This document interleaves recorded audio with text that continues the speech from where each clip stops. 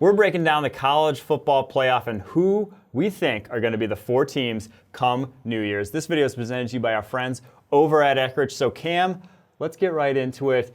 LSU, OSU, and Clemson feel kind of like locks at this point. The last 3 undefeateds, we want to know who that 4th team is likely to be at this point. Georgia was that 4th team in the last rankings, but they have that SEC championship game. They got to go against LSU, and that's no cakewalk in and of itself. Who do you see being that 4th team? If I had to put the money on it now, I would have said Alabama. Sneaking in with a 2-loss Georgia team, eliminated Alabama sneaking in with Tua at quarterback. Tua's gone. I think that paves the way for a 1-loss Pac-12 champion to sneak in that 4th spot. And if I had to say right now and put money on it, it is the Oregon Ducks led by Justin Herbert, who has surpassed all of his 2017 numbers that he had that were previous career highs.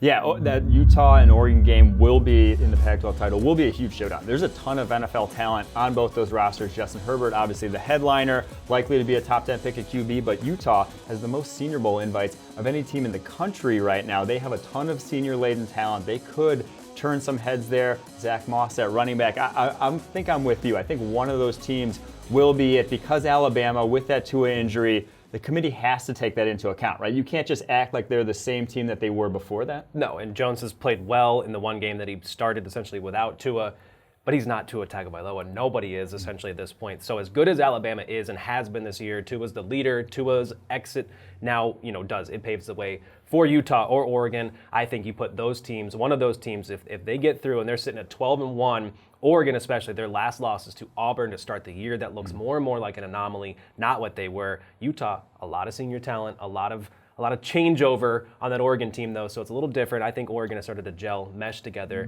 One of the best, most underrated secondaries, I think, in the entire country resides in Eugene. Anyone else, though, you think you could see making some noise here? Could Georgia upset LSU? Could Oklahoma backdoor in with a Big 12 title game win?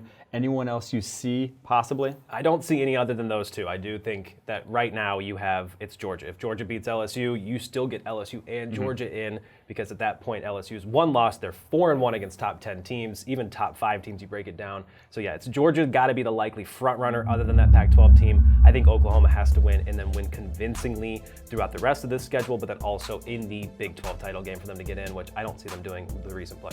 All right, gun to your head. Who's going to be the 4th team?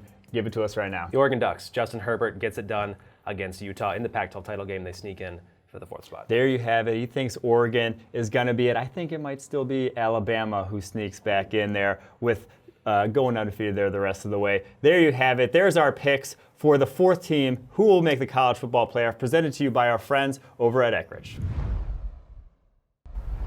You want to get rid of me and get back to more great PFF YouTube content? All you have to do is push that button right there and subscribe. Thanks for watching.